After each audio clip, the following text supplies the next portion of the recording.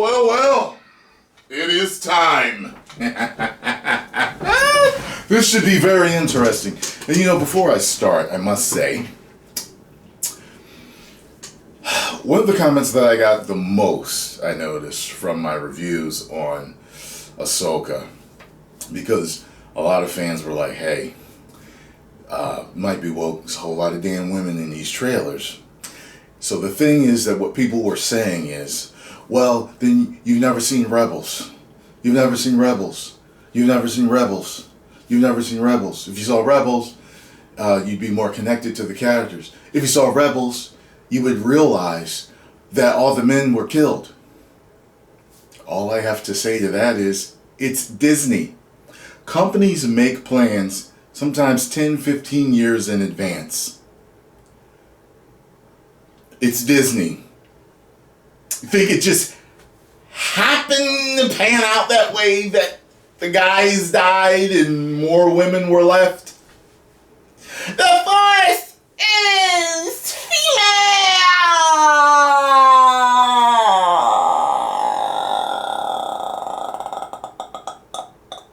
Made by the same company who many people call the MCU. Let's get it on. Let's see what the drinker has to say. Get over there and follow the drinker. I guarantee he's one of the only people you could watch if he doesn't like your movie. He could trash a movie that you like, make you laugh, and you'll still like him for it. Let's get it. Ahsoka is a triumphant return to form for Star Wars. In fact, it's the best Star Wars I've seen since Empire. Dave Filoni has well and truly saved the franchise with this show, and I can't wait to see what he does next. Those are the kinds of things I'd be saying if I was one of the room temperature IQ consumers on Twitter that have become so conditioned to the absolute mindless sludge being pumped onto Disney Plus that anything even marginally better is hailed as cinematic ambrosia. But the reality is that after 2 unnecessarily protracted episodes, I can say with a fair degree of confidence that Ahsoka isn't going to save Star Wars, Dave Filoni isn't a genius, and this show isn't a triumphant return to form. The truth is that for the most part, it's just another mediocre Disney Star Wars show, only dressed up in slightly better clothes. The plot is another tedious... It does look better than what we've been getting, and I hope to God that I'm wrong for thinking, hey, it's Disney. It was accident that it panned out that way, that it just seemed to be overwhelmingly female representation in there. Because we know what how Disney has been sabotaging itself by pushing nothing but boss bitches, and the Force is female, and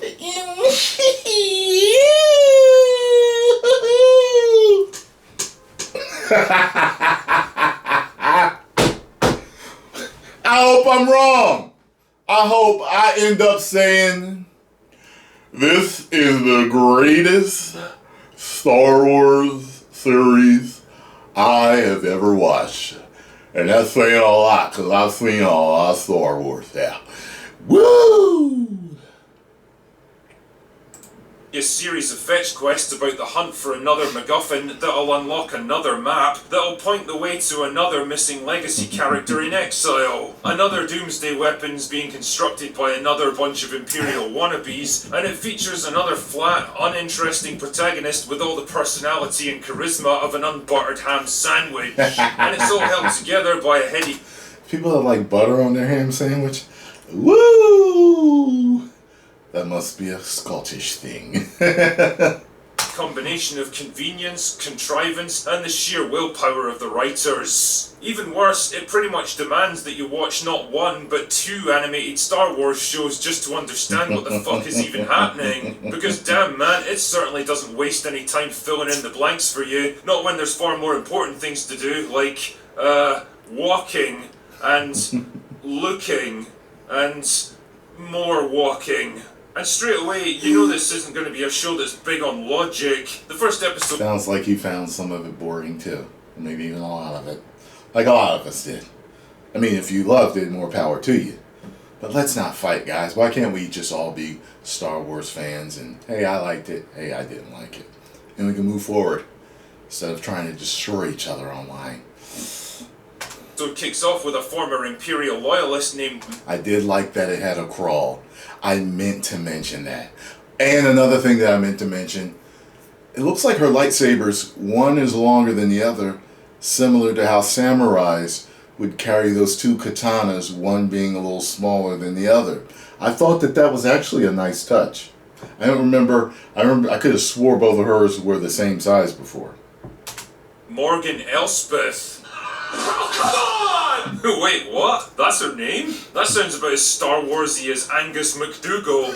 Shite being Scottish! Anyway, whatever. So Morgan's a former ally of Grand Admiral Thrawn, who got captured by Ahsoka, and now she's on her way to stand trial for her crimes. But then, oh no, a shuttlecraft appears with an old Jedi clearance code and requests to come aboard, and the captain makes it clear that he doesn't believe the code's legit. Because really, how could it be? The Jedi vanished decades ago. So what does he do, you might ask? Does he put his ship on high alert? Does he call for fighter support? Does he open fire on the shuttlecraft? Does he ask more questions to verify who these people really are and why they're here? If your answer is that he lets them come aboard his ship without a fight and then goes down to confront them personally with a small, easily defeated security detail, then you'd be right. I thought I was like, you're gonna show up to people who claim to be Jedi, who may not be good people. With that detail, when you know what Jedi can do and what Sith can do, no. Let me tell you something. If they really existed, I would have already dedicated my life to learning those arts, because they are extremely scary. I would make sure that I could wield the Force, and as good as possible. Because if you run into a rogue Jedi or a Sith, you are in trouble. Period, point blank.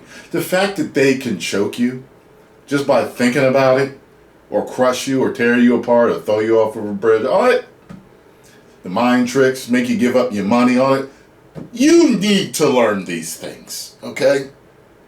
I'd have been a Shaolin monk a long time ago if they could do that.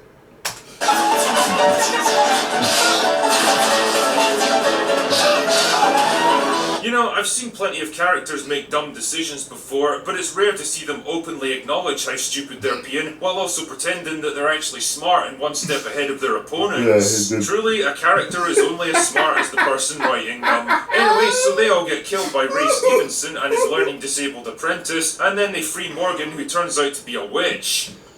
What the fuck did I just hear? Wait, what? There's witchcraft in Star Wars now? Yeah, sure, okay, why not? And she's looking for a secret map. You gotta play the game, man. You gotta play the game. I don't know if they were ever mentioned before, but the game with the dude that played the Joker in Gotham or whatever.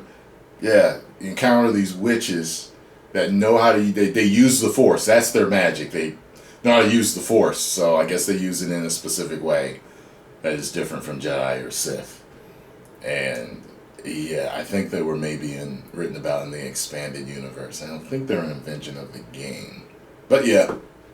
Map that'll lead her to Thrawn's locations so she can bring it back and take control of the galaxy. Because there's always a fucking secret map and stuff like this. It's literally the only way we can move the plot forward. You know what? I've realized this. See, Drinker isn't the only person's reviews that I watch. You understand, I'm on YouTube all day, watching video essays and just stuff on everything that I love. I watch documentaries and reviews. I just watch so much. People really hate McGuffins. They cannot stand McGuffins. They can't stand Mary Sue's. But you know what? If the story is good, you'll never hear them really talk about the MacGuffin. They'll say something like, of course you gotta go get, use a MacGuffin, but, and then they move on forward with their, you know what I mean? Everything we see on TV in Hollywood are the same stories told over and over and over and over again, just in different ways. Can you keep it nice and fresh? Can you change it up a bit? You know what I mean? If you can tell us a great story, trust me, all the movie companies out there that may be watching me, they're not going to talk about these silly things, that are at least looked at as silly or simple, or why couldn't you think of something else? They're not really going to care that much because the story is that damn good. The characters are that damn good. It shows that you put in work to the special effects and everything else. Anyway, it turns out that Ahsoka is already way ahead of her, so she goes to some ancient temple thing and walks around extremely slowly until she figures out a Resident Evil style puzzle that reveals a generic mysterious movie prop that's actually the map. I wonder what those things feel like on her head. I really want to grab them. Now I feel like that's not pervy. I want to walk up to her and go like this. But down, no! I mean to her head! To the head things! The head things! I just want to walk up and grab one. Oh no, I heard you cut my hands off. I just wanted to see what your head flaps felt like. But then a bunch of battle droids show up and challenge her to a fight instead of, shooting her. Because I'm pretty sure they could eventually overwhelm her with superior firepower, but whatever. She beats the shit out of most of them, and the survivors activate a self-destruct device to try and take her out. But it's okay, because they literally warn her that they're about to do it, and it takes about 15 minutes for them to actually detonate, so she's got plenty of time to run away. I've got a question about this scene. Like, what's the point in any of this? These droids were sent here specifically to recover the map, of which there is only one copy, and if their self-destruct actually worked, then they would have completely vaporized it, and Morgan's entire plan would have been ruins. That's true. I remember when I was watching this, like, you guys see my reaction to it. Only on YouTube memberships and Patreon. You watch it, you'll see that I'm kind of like, okay, like, they basically gave her a damn warning. Like, she's running. And then I was like, there's a point where I'm like, why is she still running? Like, she's far enough away. I didn't realize it was going to be a nuclear explosion that would come out of him. I just thought it was going to be like, I don't know, a little bit more than a hand grenade type of stuff. I was wrong. So, what exactly was the thinking here, guys? Did you literally just want a big explosion for the hero to run away from? Whatever. So Ahsoka returns to the fleet and meets up with Hera, and the two of them stare at each other in silence for about 10 minutes before Hera explains that Morgan's escaped, and Ahsoka's like, nah, it'll be fine. Also, the map's encrypted, so they need some kind of expert to crack it, so naturally Ahsoka chooses to take it to graffiti artist Sabine Wren, because this is a Dave Filoni show, and Sabine Wren is a Dave Filoni character. Then there's more That's the Brian from Fast and Furious move. And honestly, I was this close to telling them to get a room and fuck so that they could get it over with. But eventually Sabine takes the map and cracks the puzzle by literally turning two dials so that they could get it right to her. Then there's more long and meaningful staring at each other, and honestly, I was this close to telling them to get a room and fuck. Yeah, I was wondering what the hell. I was like, wait a minute. Sabine takes the map and cracks the puzzle by turning two dials on the top until it matches a picture of the temple floor that it came from. Son of a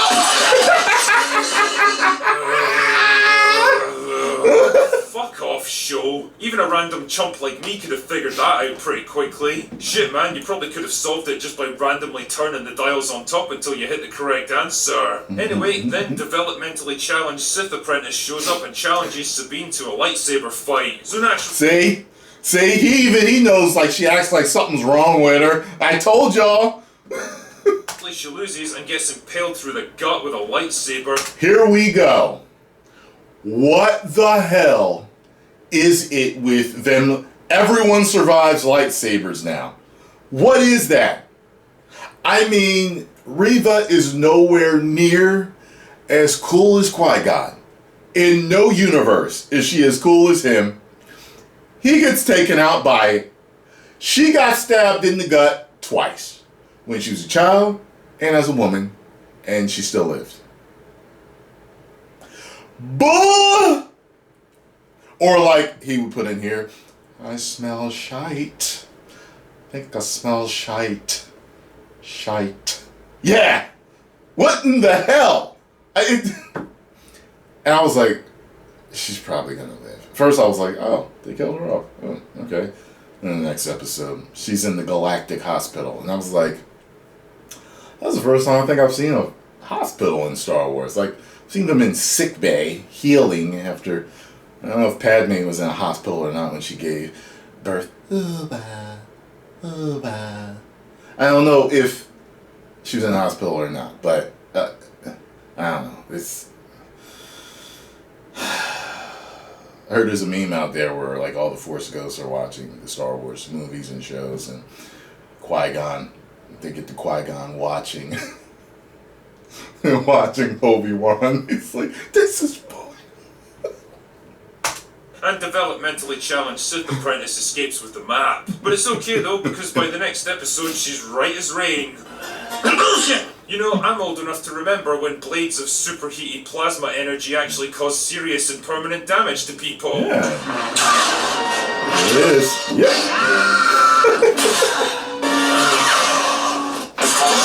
Now Yeah. it's more like a casual inconvenience that you can bounce back from in a couple of hours. Either way, things are looking bad for our dynamic duo. They've got no leads, no map, and no idea what to do next. So Ahsoka goes back to Sabine's home, even though she just came from there, because it's the only way that Dave can get the plot moving again. And wouldn't you know it, a single droid got left behind to try to kill her. Why is it still there when they already recovered the map and accomplished their mission, and Ahsoka's got no way of figuring out what they're going to do next? Why doesn't it just self-destruct the moment she shows up for a guaranteed kill? Not a great plan. The point is that she quickly and easily beats it and slices its head off, and they're able to hack into its systems to discover where it was manufactured. Not who actually sent it, mind you, or where they were based, or what their plans might be, or what important conversations the droid might have been privy to, just where the thing was built. Wait, shouldn't this kind of information be automatically wiped when a droid goes into combat? Kind of like how soldiers don't go on missions behind enemy lines with their wallets and ID cards with them. And that magically brings them to a Republic shipyard just as the bad guys are in the middle of stealing a hyperdrive unit to power up their giant doomsday weapon. Wow, that was lucky. Lucky their search didn't bring them to some old factory that manufactured the droid like 10 years ago and has no idea what it's been used for since then. Lucky that they happened to show up in the crucial 5-minute window before the bad guys escaped with the hyperdrive. Lucky this absolute tool decided to announce his intentions before drawing a weapon on them. Writing is easy when everything's convenient, isn't it, Dave? And the episode ends with Morgan having the map and the hyperdrive, and Ahsoka and the others able to track her ship, and Sabine giving herself the world's shittiest haircut and deciding that she's ready to be a... Just makes it even funnier, just showing him with the cowboy hat grinning like that. It just makes it funnier. a proper girl boss now. You know, assessing the relative merits of Ahsoka is a tricky one because I'm not really sure what I should be comparing it to. On the one hand, it's way better than plague rat-infested bilgewater like Boba Fett, Obi-Wan Kenobi, or The Mandalorian Season 3, but it's nowhere near the mature and detailed storytelling of Andor. What it really is paint-by-numbers Disney Plus writing, where everything just kind of happens as and when the plot needs it to, and you're not meant to think too much about all the rules that the writers had to bend and break to get there. J.J. Abrams was a master of this kind of thing because he was able to hide it behind a relentless shitstorm of dumb action sequences, non-stop plot events, and characters yelling things at each other so fast that you never had time to take it in. On the other hand though, Ahsoka is so fucking slow and ponderous that you've got nothing but time to think about all the stuff that doesn't make sense. For example, the first episode is almost an hour long and you feel every second of it. You can pretty easily cut 20 minutes of walking, staring, and thinking out of this thing and lose nothing of value. Characters constantly revisit previous scenes and areas, reiterate conversations that already made their point perfectly well, and deliver their clunky dialogue like they're being paid by the second. It's frustrating because it feels like the show is actively trying to hold you up and waste your time. Brevity really is a virtue, Dave. The characters themselves are all bland as fuck and have got nothing even resembling personalities. Like, from what I remember about Rebels and the Clone Wars, characters like Hera, Sabine and Ahsoka had real sparkle and warmth to them. They expressed emotions freely, they had distinct outlooks and different approaches to things. They felt like... Oh yeah, everybody was so mad that I didn't know that Chopper wasn't new. People are so, like, they get so into their geekness and nerdiness. It's a problem that I didn't know. Oh, excuse me, I'm sorry, I haven't seen every single Star Wars show that ever exists. Excuse me, Chopper is not new. Chopper is real individual people with their own drives and motivations. Now it's like they all got cast from exactly the same mould, and that mould had a single word printed on it. Stoic. It's literally the only trait that I could assign to any of them because they give absolutely nothing for the audience to grapple with. And it's not an issue with the actresses, that's for sure. No. Rosario Dawson and Mary Elizabeth Winstead are both excellent performers, so I can only assume that this is what they were specifically asked to deliver. Honestly, what is it with Lucasfilm casting talented actresses and forcing them to play characters without an ounce of personality or charisma? They want them to be strong like men. And strong men a lot of times are stoic. So this is what they think that they have to make them act like to be strong, and that's not true. And we know it's not true, but they keep doing it. Just they keep doing a lot of the dumb things that they keep doing and all their stuff. There's a difference between being stoic about suffering and adversity and being a fucking block of wood that doesn't react to anything. Ray Stevenson plays the only significant male character in the show, and don't get me wrong, he's great while he's on screen, it's just that he doesn't seem to happen very often. Now, ultimately, I'd be lying if I said that Ahsoka was the worst Star Wars project I've ever seen, and if you're a big fan of the Clone Wars or Rebels, then you're probably going to get a kick out of seeing your favourite characters in live action. It's just that I don't think there's enough here to recommend it to anyone else. There's definitely a kernel of a good show lurking deep down inside. Yeah, by the way, I should be able to jump on this. Like, if you're Disney, if you're a big company, and you want to make millions, and you want to draw people in, you should be able to make a standalone series that's connected to another one. But newcomers should be able to jump into it and understand. And I do. But just because I don't understand everybody and everything, and little winks and nods to everything else that ever existed in Star Wars, you know what I mean? It's not a bad thing. You can still follow, and then when you go back, you can be like, oh, that's what, okay. Oh, okay. It should never be, you had to have watched this one to like this. You know, so I gave both episodes 3 out of 5. So we shall see what happens. Wait. Don't know if it's going to be able to fight its way through the lumbering pacing, contrived writing, flat performances, Dave Filoni's ego stroking, and the Lucasfilm studio interference that's already starting to drag down the enjoyment. I'll stick with it for now, I guess, but considering how most Star Wars shows tend to drop off sharply after the first couple of episodes, I don't exactly have high hopes for Ahsoka. Anyway, that's all I've got for today. Go away now. Yeah, well, I don't disagree with anything that the man said. We're here, drinker. We are here. And I know many of you are here with me. Post comments down below. Let me know what you all think. If you enjoyed my reaction, hit the like button, subscribe, and share. Subscribe to The Drink Here. Until next time, folks. 10 million subscribers. Woo!